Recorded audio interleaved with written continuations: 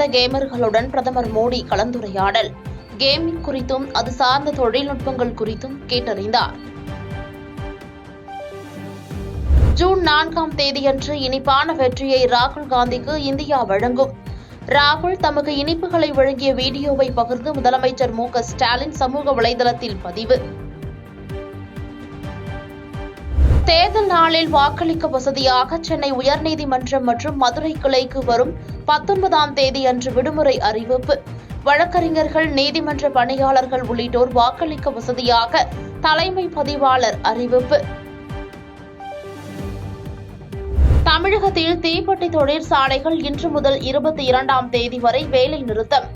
Lighter காரணமாக தீப்பெட்டி பண்டல்கள் தேங்கி கிடப்பதாக உற்பத்தியாளர்கள் தகவல். வளிமண்டல கீழடுக்குகளில் காற்றின் திசை மாற்றம் காரணமாக தமிழகத்தின் ஒரு சில இடங்களில் இன்று மழைக்கு வாய்ப்பு. குமரி கடல், மன்னார் வளைகுடா பகுதிகளில் காற்று வீசும் என்று வானிலை மையம் எச்சரிக்கை. தமிழகத்தின் நலனில் அக்கறை கொண்டு நல்லது நினைப்பவரைதான் நாங்கள் பிரதமராக கை காட்டுவோம். தேமுதிக துணை செயலாளர் எல்.கே. சுதீஷ் கடலூரில் பரப்புரை.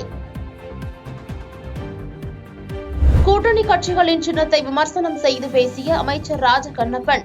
கடலூரில் நடைபெற்ற யாதவ சபா ஆலோசனைக் கூட்டத்தில் அமைச்சரின் பேச்சால் சலசலப்பு. நெல்லை அருகே அரசு பேருந்தில் தாமரை சின்னம் ஒட்டியதை தட்டி கேட்ட ஓட்டுநரை சோடா பாட்டிலால் கொடூரமாக தாக்கிய பாஜக பிரமுகர். கொலை முயற்சி உள்ளிட்ட 5 பிரிவுகளின் கீழ் வழக்கு பதிந்து கைது. உதயநிதி அமைச்சராக இருப்பதற்கு பதில் நல்ல ஜோதிடராகலாம். குடியாத்தம் புதிய பேருந்து நிலையம் அருகே பரப்புரை மேற்கொண்ட ஜி.கே. வாசன் விமர்சனம். தேசிய ஜனநாயக கூட்டணி கட்சி வேட்பாளர்கள் வெற்றி என்பது உறுதி. இதனை பொறுக்க முடியாமல் திமுக மற்றும் அதிமுக கள்ள தொடர்பு வைத்து எங்களை தோற்கடிப்பதுதான் தற்போதைய முயற்சி என ஜி.கே. வாசன் விமர்சனம். காரைக்குடி அருகே இருசக்கர வாகனத்தின் மீது அரசு பேருந்து மோதி விபத்து. விபத்தில் ஒருவர் உயிரிழந்துள்ள நிலையில் சிசிடிவி காட்சிகள் வெளியாகி வைரல். சென்னையிலிருந்து மொரீஷியஸ் நாட்டிற்கு முதல் விமான சேவை இன்று தொடங்கியது. 3 பயணிகளுடன் முதல் விமானம் அதிகாலை புறப்பட்டுச் சென்றது. ஆனச்சால் அருகே 2ஆம் மைல் சாலையில் கட்டுப்பாட்டை இழந்த கார் சுவற்றில் மோதி விபத்து. விபத்தில் 2 படுகாயமடைந்த நிலையில் போலீசார் விசாரணை. காங்கிரசும் திமுகவும் ஊழலுக்கு பெயர் போன கட்சிகள் என நிதியமைச்சர் நிர்மலா சீதாராமன் விமர்சனம். 10 ஆண்டு கால ஆட்சியில் பாஜக அரசு மீது ஒரு ஊழல் குற்றச்சாட்டாவது உண்டா எனவும் பேச்சு.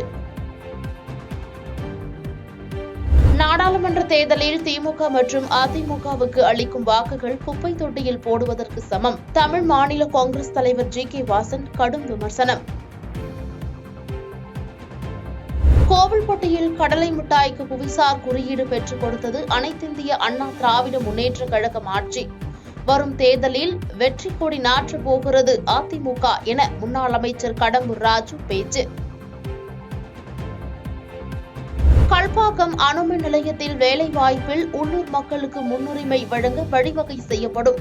திருக்கழுக்குன்றம் பகுதியில் திமுக வேட்பாளருக்கு ஆதரவாக அமைச்சர் தாமு அன்பரசன் பரப்புரை. இந்தியா கூட்டணி மத்தியில் ஆட்சி அமைந்த பின் CAA சட்டம் ரத்து செய்யப்படும். திருவண்ணாமலையில் நடைபெற்ற தேர்தல் பரப்புரையில் அமைச்சர் ஏவா வேலு பிரச்சாரம். பாதகம் செய்பவரை கண்டால் நாம் பயங்கொள்ளலாகாது பாப்பா. மோதி மிதித்து விடு பாப்பா, அவர் முகத்தில் உமிழ்ந்து விடு பாப்பா. அண்மை செய்திகளை உடனுக்குடன் தெரிந்து கொள்ள இணைந்திருங்கள் இயம்நாடு தொலைக்காட்சியுடன்.